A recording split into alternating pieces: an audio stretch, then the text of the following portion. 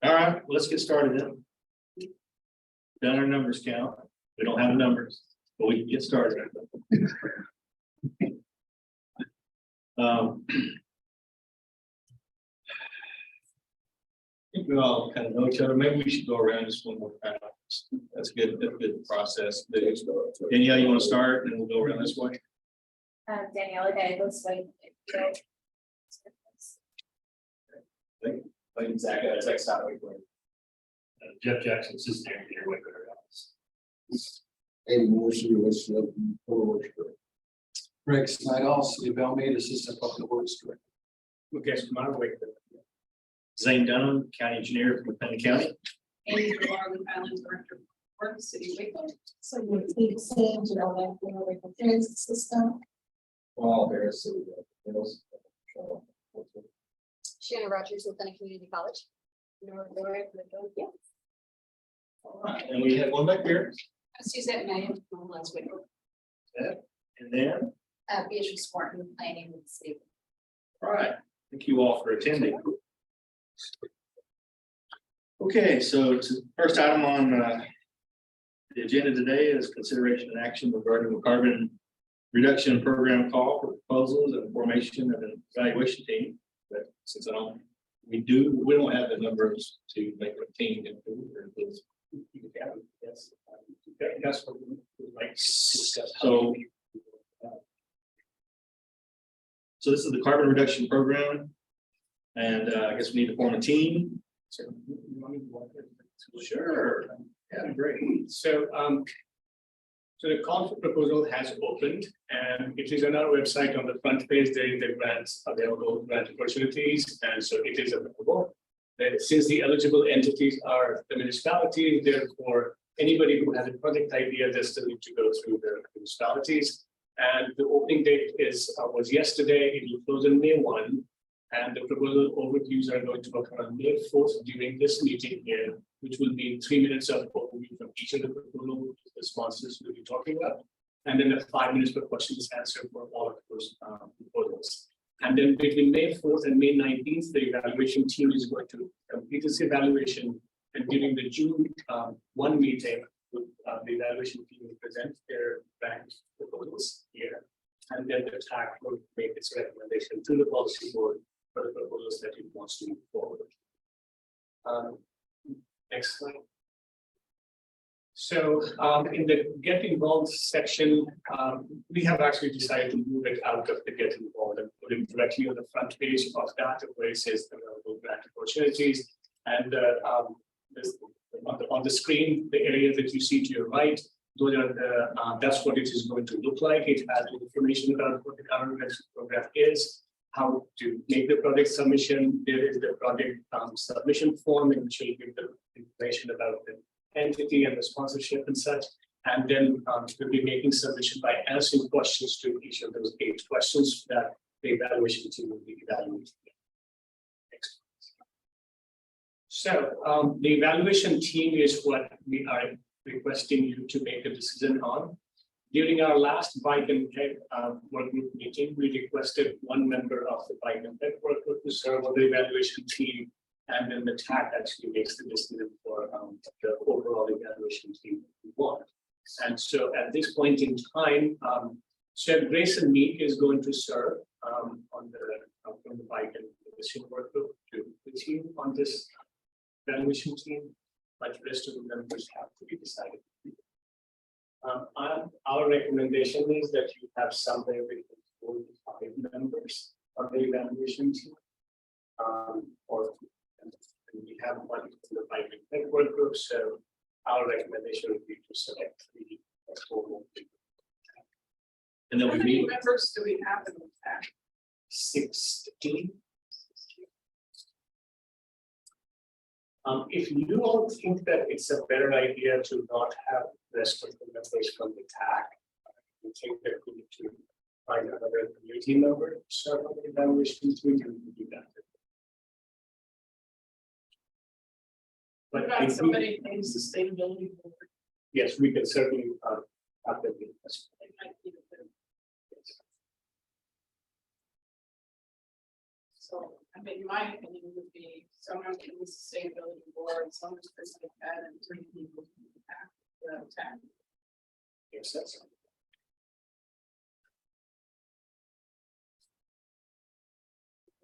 Be nice if one of our staff members who represents the smaller cities was a member of the organization.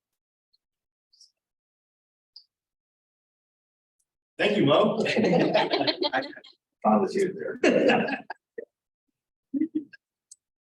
There's 2 of y'all, aren't there? Yeah, I'm not sure he's here, I know. yeah, Tom Dixon is the other one. Should volunteer, yes. Tom would be a good person to be on the committee as well. I'll let him know that he's been voluntold. But I think that we should have 3 members, and maybe since he's not here, we can put him as alternate. Okay. And so we need 2 more members from the town. I'm happy to.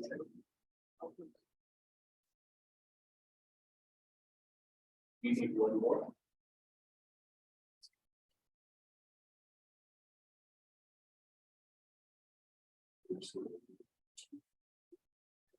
I'll help out.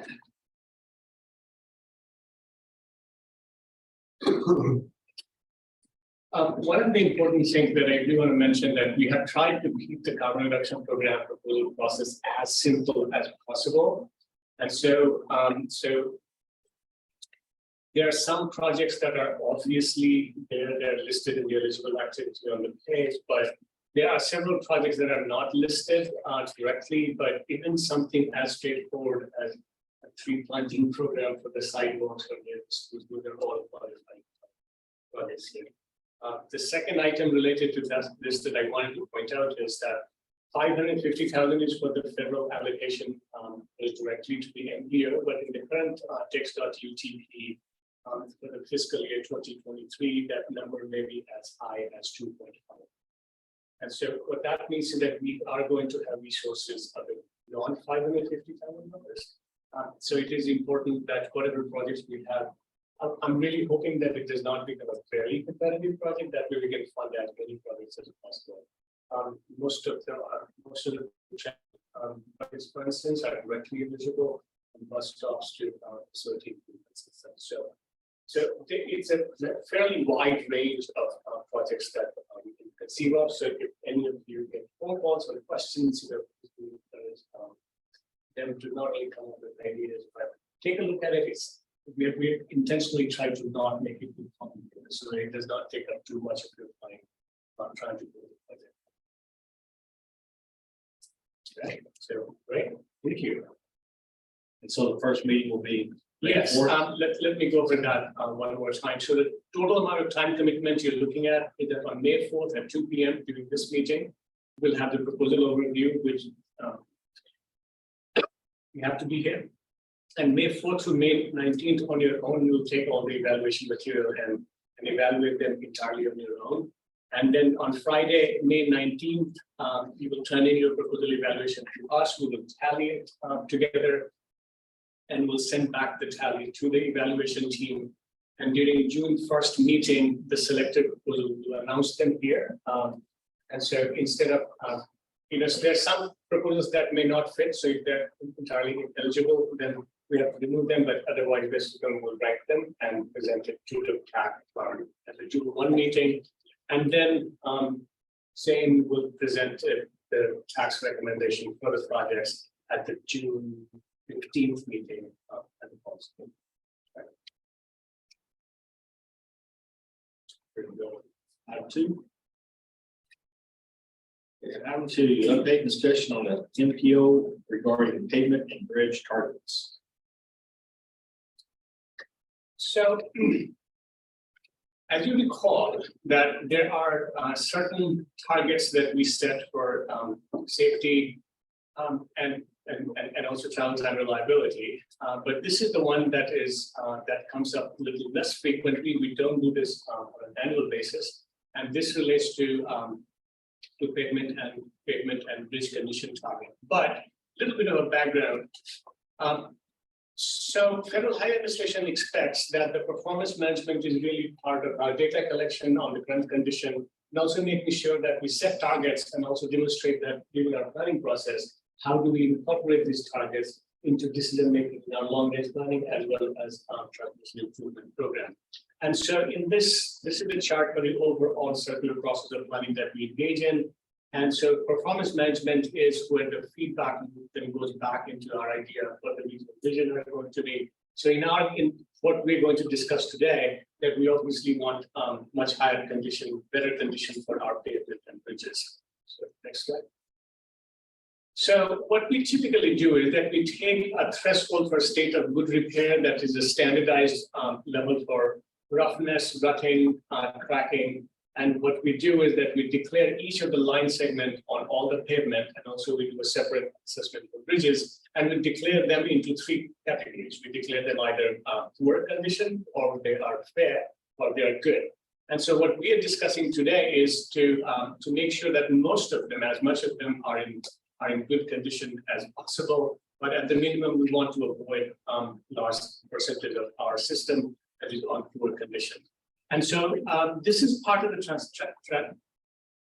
transportation asset management program that the Highway Administration expects everyone to participate in, which basically means that instead of simply looking at the performance at any given point in time, there is an attending plan on how to make sure that the deficiencies are addressed, and at the same time, there is enough capacity to actually address some of the challenges that we have with our assets. We also look at the operations cost and the life cycle cost, which is another new item which nowadays has become quite common practice, but until about 7-8 years ago, those were typically the ones we knew that operations maintenance were often more, and the results have been obvious. And so what we typically do is that it is a requirement that Federal Highway Administration takes up all the state DOTs as well as FPOs, and to provide these targets for both national highway system and also non-interstate other freeways that are part of the overall highway system. Next. And so for us, these are the roadway and the bridges across all these line segments that we evaluate. And our interstate is I-35, of course, and that's the only one we have. Rest of them are listed there of US 37, 84, 6, 31, 3, and 4, 84. Next. So the performance period that for which we have evaluated so far is 2018 to 2022, and based on that, the new performance period for which we are setting the target is 2022 to 2025. So this performance management approach, initially began in 2018, and the 4-year statewide performance target that was initially set in 2018, it was revised again in 2020. We do the revision every 2 years. This is the target setting we're doing this year, and we'll probably make another revision 2 years from now, and a completely new targets will be set for 4 years. So we, after the end of the period assessment, new performance period for 2022-2025 is what TxDOT has set up, and that's what we're going to be presenting to you today. We have 180 days to affirm what the TxDOT targets are, and we must act to do that. So we are a bit early. This performance target just came in, and typically there's a public comment period. So today, for instance, we are really presenting it for discussion and not so much for taking any action, because we'll follow this up with public comment, and then we'll bring it back up at the next TAC meeting for your recommendation. Move to the next. And so the performance targets right now are that total amount of lane miles, the baseline was 64.5%. The immediate target will be slightly better. That's 63.9%, and 4-year target is 63.6%. And core values are typically what we don't really have.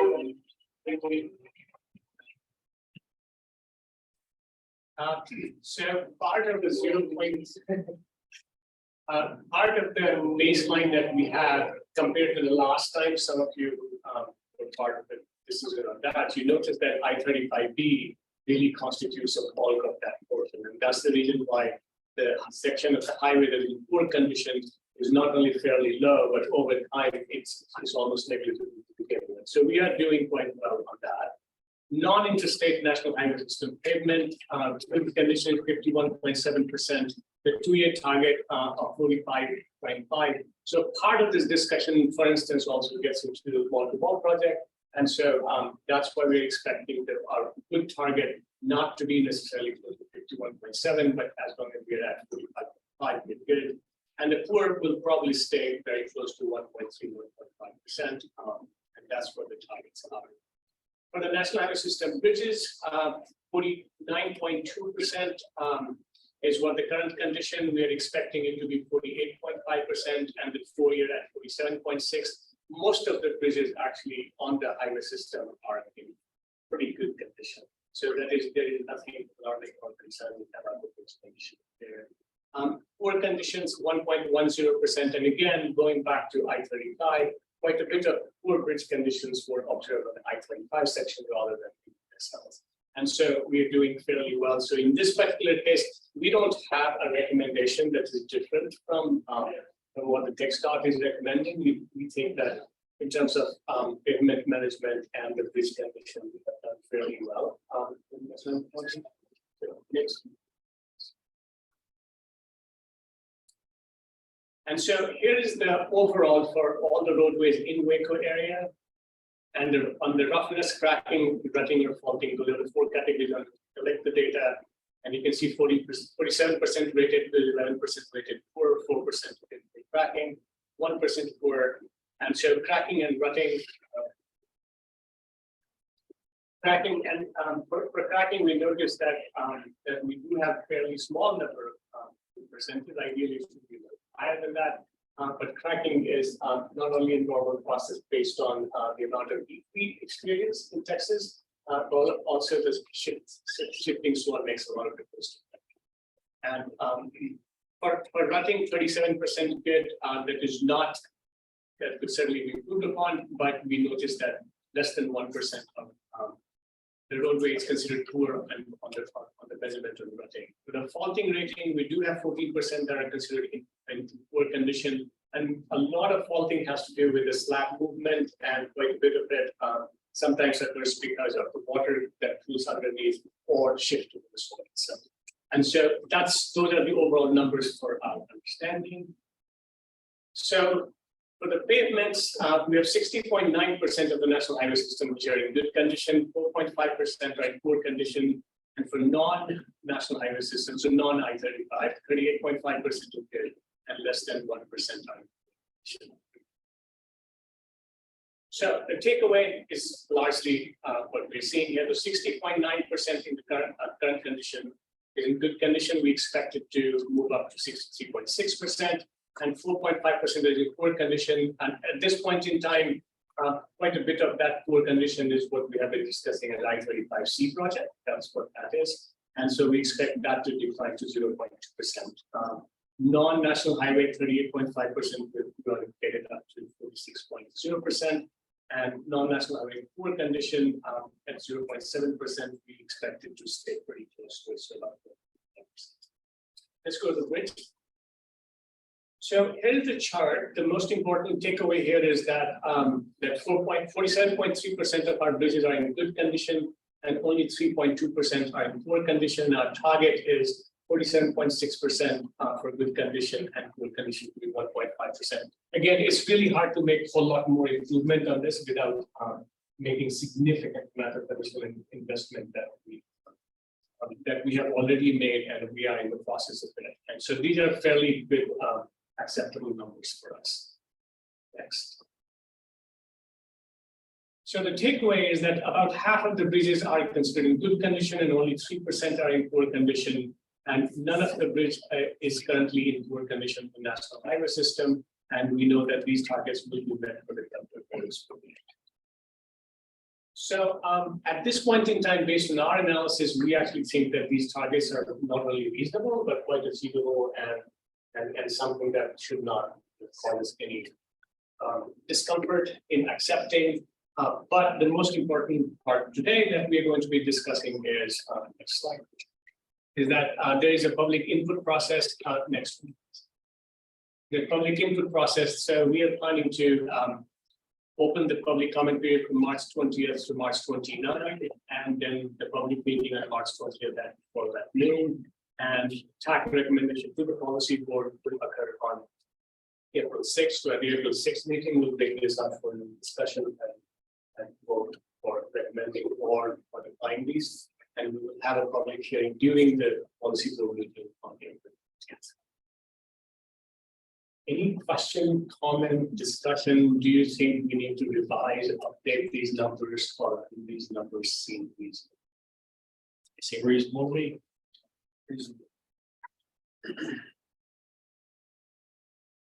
Okay, great. I wish the numbers in the city. Yes, yes. Any other comments? Okay, then let's, that's all we had. So there's no action item here on this. All you're doing is letting us go with the public meeting process. And then if there's any comment, we'll bring it to your next meeting, and the next meeting is when you make a formal decision or recommendation.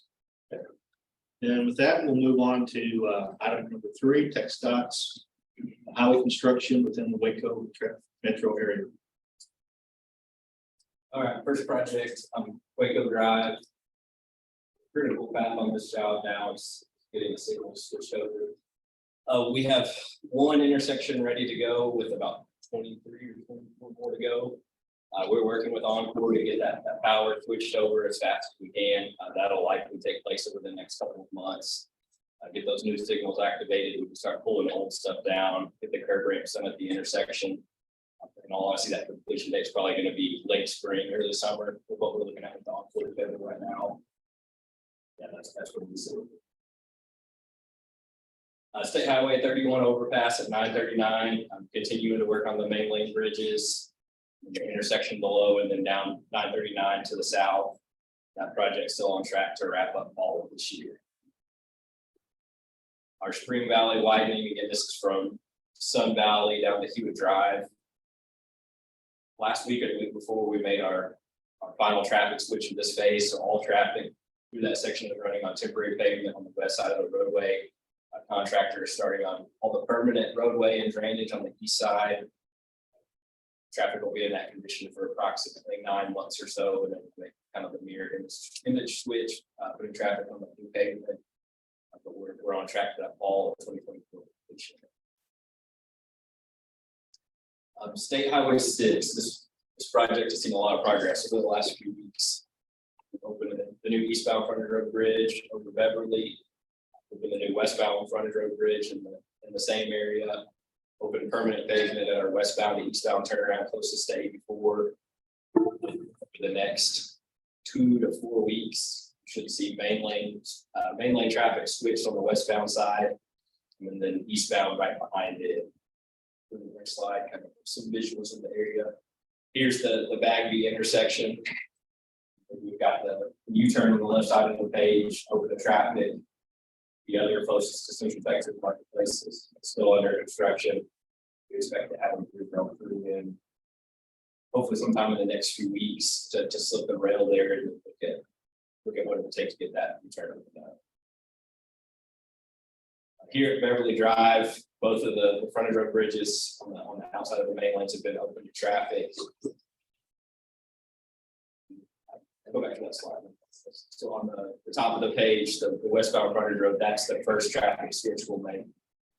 Westbound 6 will actually be put on that new frontage road bridge to allow for construction to start on the permanent main line bridge between the railroad tracks. Again, that'll likely happen mid-March. Here's moving towards 84. Industrial is at the top of the page. Again, both frontage roads are open to traffic on new pavement in this area. Here is the U-turn I mentioned that we opened the permanent pavement on the right-hand side of the page. We're working on the new frontage road bridges in this location. We actually expect here in the next 2 weeks or so to be setting beams over the railroad tracks for those new bridges. So over the next few weeks, you should see those really starting to Moving to the interstate. Go to the next slide. So I apologize to those at the policy board, but I showed these last month. This is kind of a look back to before we started to where we sit today. So here's the 11th, 12th Street intersection, actually in March of 19. You can see 11th and 12th Street used to cross the interstate. You can see the old pavement underneath. Go to the next slide. Here's the intersection today. So we reversed the stack there. Main lanes are complete. Majority of the intersection elements are complete. Really, the only thing holding this from being fully open is there's some utility work going on the west side of the interstate. That I believe is expected to wrap up in the next 3 weeks or so. And that will allow us to fully open up that 11th and 12th Street intersection. Here at 4th and 5th, this is another intersection that's changed drastically since the beginning of the project. So in March of 19, you can see where 4th and 5th Street used to kind of converge on the east side of the interstate headed towards Baylor. Go to the next slide. Here's that intersection today. Really, the last remaining work here is at 5th Street, kind of the bottom right hand side of the screen. Crews will actually be in hopefully tomorrow after this weather passes to finish the remaining inlet walkouts. There's some sidewalk work to be completed. We should have stripers on the project week after next, and then have all 3 lanes open on this street. Mid to late. Here at University Parks, is the open configuration here in March of 19. Next slide. Here's the intersection as it sits today. The local work has been completed here, minus the final cleanup and punch list type items. That is all of the tracks. So here's the Brazos River in March of 19. You can see the 2 frontage road bridges in place, the old main lane structures there in the middle. To the picture today. You can see the new main lane bridges there. They're complete open to traffic. Weber is continuing to work on both sides of the river, getting those areas cleaned up. On the north side, we've got some retaining wall work that's still ongoing. By the end of March, early part of April, she should see those crews moving out of there and get that sidewalk connection back in place between there's Brazos Landing now, not those release, but Brazos Landing over to the stadium. Here at MLK, the intersection itself, there's not a whole lot of change, minus the addition of U-turns. Here you can see the old main lanes, if you go to the picture today. See the 2 new U-turns constructed, wider main lanes across the top, and this intersection, minus some of the landscaping work going on with the islands, is complete. Business 77, this one looks nothing like this picture anymore. You can see the old direct connects. There were 3 levels with the frontage roads, business 77 and the interstate. With today's picture, a much simpler intersection. We've got some cleanup, punch list type items here, but again, roadway work is complete. There's some sidewalk and landscape that needs to be completed. US 84, you can see the old main lanes there, old intersection. And then here's that intersection today with the newly completed main lanes.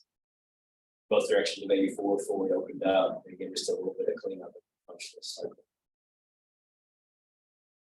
Marion Circle back in 2019. Picture today. Again, this is another one that's roadway work is complete, permanent elements are complete, just working on final cleanup. Loop 340 prior to construction. Here it sits today, again, you can see the newly constructed frontage roads, and we've added the ramps to the bridges. You can see that the round bank is no more. Questions? Very good. Thank you. Okay, moving on to item number 4, work group updates. We have Suzette from Bike and Pedestrian Work. The bike network group on February 15th at Video Bose Coffee. We had a presentation on textile on their safe scene program. And there was a representative from Texas Texas A&M Transportation Institute did a presentation on bike and pedestrian counters and their use and how they would do all of that over weeks, days, and months.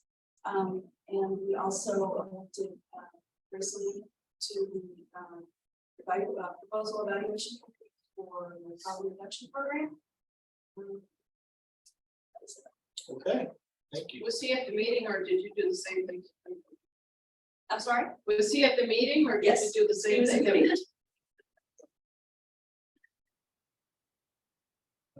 Well, the only thing I wanted to add is, so the data collection on pedestrian movement underneath I-35 represents a really wonderful opportunity for us to learn about how better quality lighting and better designed sidewalks actually not only encourage more traffic, but also it changes the composition. So for instance, very quickly, the moment the lights have been turned on, one of the observations that we have made underneath I-35 is that the total number of women who cross underneath the foot has significantly increased to almost 50% of total pedestrian.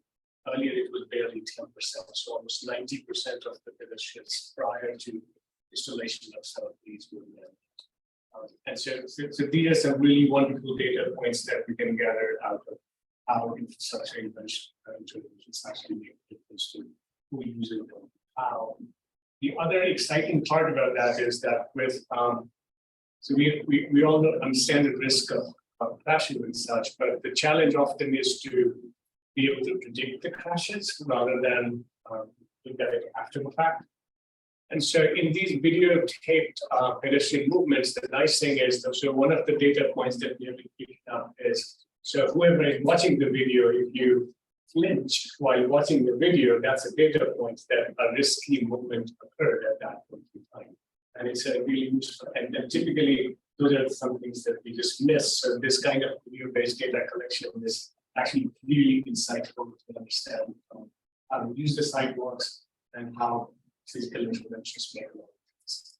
And underneath I-35, obviously, you don't want to, for example, if it's directly much better connection with Baylor. And so the amount of movement we have, this also gets us a better understanding of how university-based pedestrian or cyclist movements occur versus everybody's else. So by comparing that data point, for instance, to areas closer to the zoo, for instance, or areas on Elm Street, those are also the data points we're collecting information on. It gives us a different, better understanding of how people of different age group, different gender, different locations end up using pedestrian safety. So we're pretty excited about using that as to move forward in our analysis. I did want to mention about the work group that we do want to convene the connected automated vehicle work group by April. And so if any of you is interested in it or you have anyone you think should serve on it, please let them know. And also, and if you can't just give us their name, we can dig up their information and get them to on that.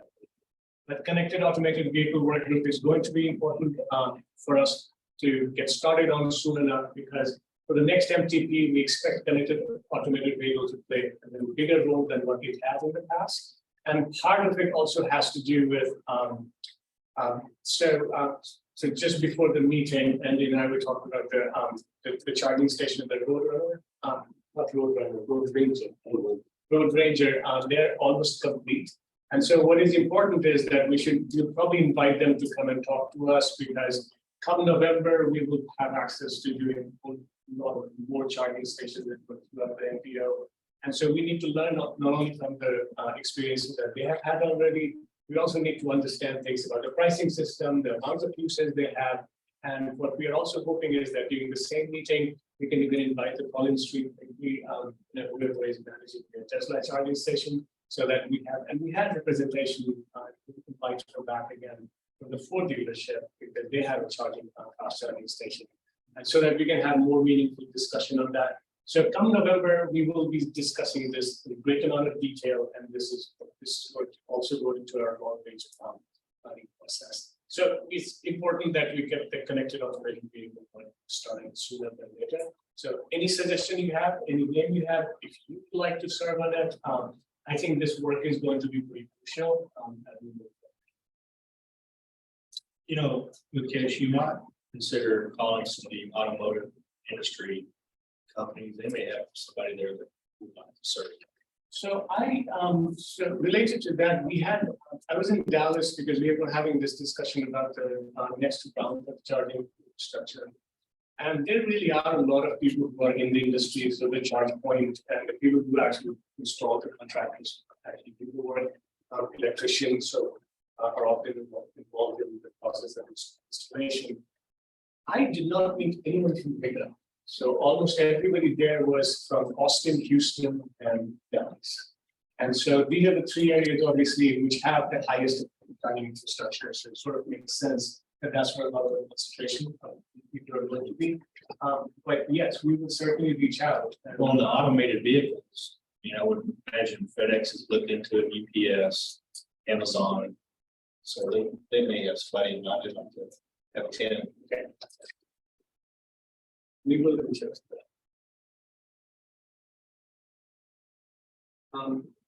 Any other thought, comment, suggestion? Community robot drug up to the three robots on campus. That's been interesting to watch. They track, getting better and better at how they navigate campus. They're moving all the time. That's considered vehicle. Robot. Well, they often are not on the main roadway, so that's why that right now they're confined on their. But it might be interesting to have somebody from Robo who does automation come and talk to the group. That might spur some ideas for the vehicles that are on the public streets. I'd say it's interesting, but I'm kind of skeptical. I don't want to be there, and now I'm watching these robots on campus deliver food, so. It's interesting. Yeah, well, in some ways, so I'm assuming that there actually, so I've not looked into that yet, but I would think that in the engineering plan, there probably are some robotics and such experts. And what is going to be important is that with the connected automated vehicle, it's not so along with what we're also expecting is some experimental work in the sensors and the video-based sensors as well as physical sensors that will not only allow us with the guidance and GPS tracking and such, but also how efficient it is to do it at a certain scale, for instance, becomes really important questions. If doing it at a very small scale may not make that much difference. But if we're going to be experimenting with a smaller scale, and then what we need to keep in mind is that the actual installation must occur at a scale in order for it to be economic. And so what we'll probably do is that's why this connected automated vehicle, we not only need people who are doing some of the work, but also people who are doing the experimental research. I think the word you used is very important, scalability. That's the term that a lot of people figure out how to do it on a small scale. And how can we ramp it up to be mainstream? And the nice thing is that, of course, we're not looking at something to do in the next 5 years. So actually, this will end up being part of our decision-making planning process, 50 MTP, at least. So that way, at the last MTP, we simply had a section about connected automated vehicles saying that this is coming, but we didn't really incorporate that because we didn't have it. But now then, 3 years later, we actually do have a whole lot more data point and a whole lot more maturity in the system that it's important that we start incorporating this.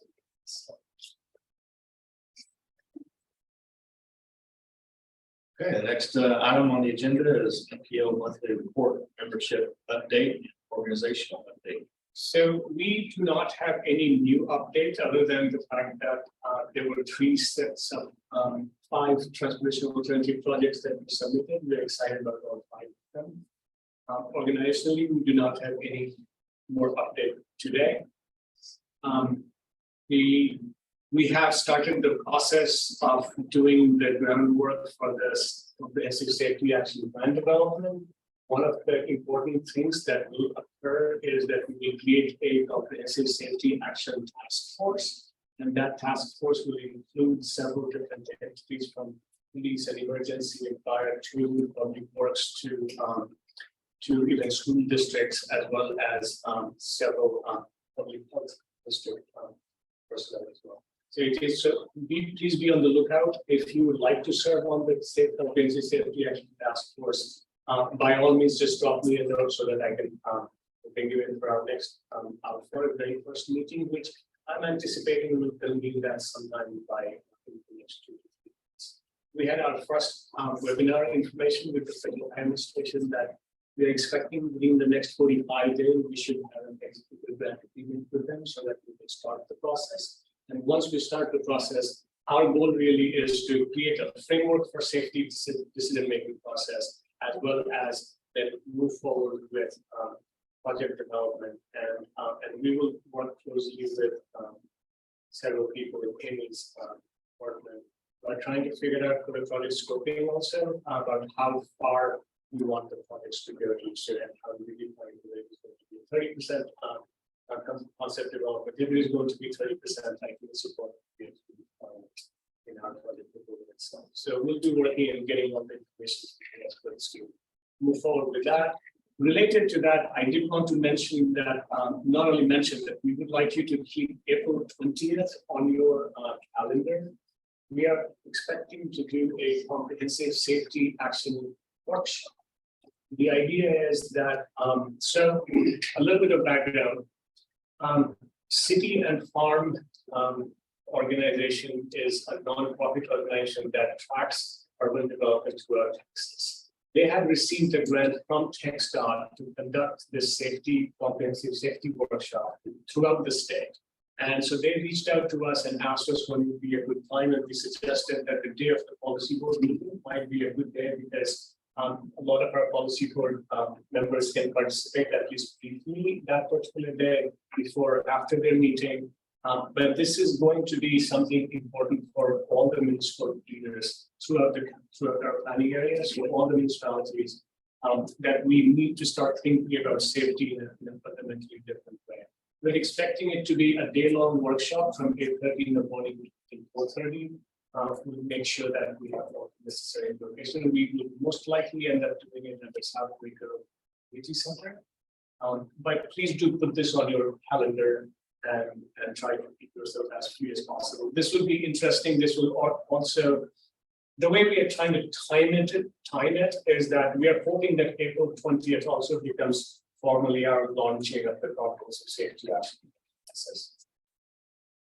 Any question related to that? The safety one is important not only because safety is important, but also the way we have been thinking about it is that this will allow us to develop enough projects so that all the municipalities can start applying for implementation grants immediately following that. And so that's the status on that. Any comment, question, suggestion?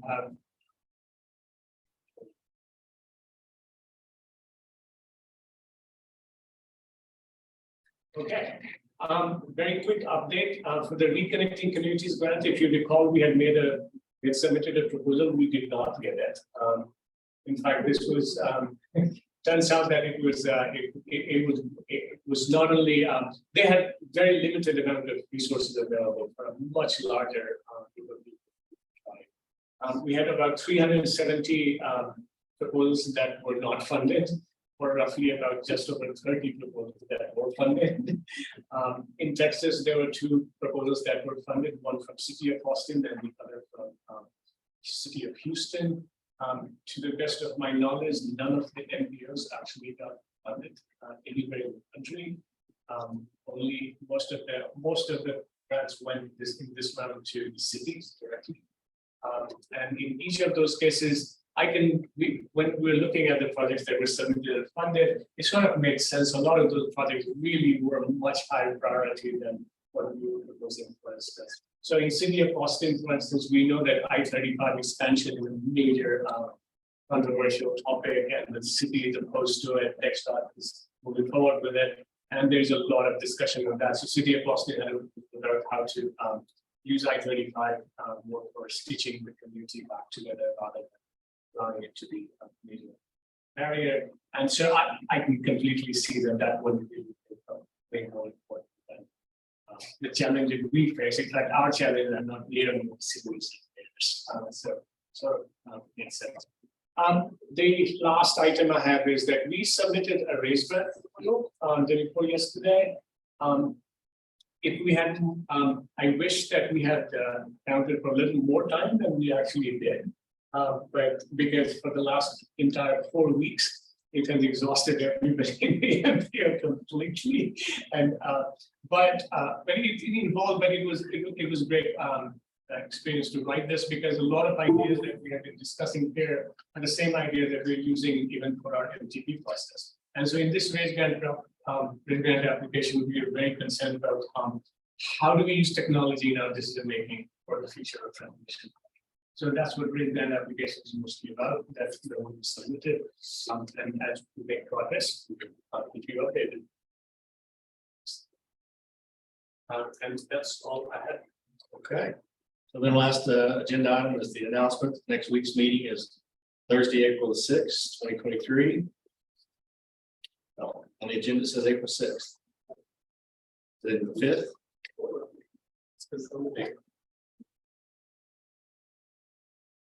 It's 6th. So I'm wrong. Okay, yes. Okay. We got the agenda, right? The agenda, right? So, and then a request for agenda items to be considered at future meetings. I guess I kind of jumped a couple of items there. Yeah, we have bike and pedestrian work group meeting on May 17th, and May is typically a good day. We'll try to do it at the park. But if we don't do it at the park, we really like being at the Video and Blues. These work group meetings are fairly open and even more, should I put it, more informal than we still maintain some formality here. So those work group meetings are fun. So if you want to have fun while doing transportation, you just come. And that bike work group, we do a Video and Blues is really fabulous place to be actually. We really like being there. And at the May 17th meeting, if the weather cooperates, we'll try to do it again at the Begun Bottom Park near the zoo, or default place would be that for a lot of our work. And April 19th is, of course, our first connected opportunity. Anybody else have any update or a question?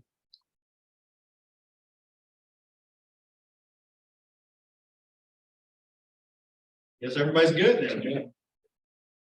So, all right, so the next meeting, of course, will be April. And thank you all for coming. We'll see you in April.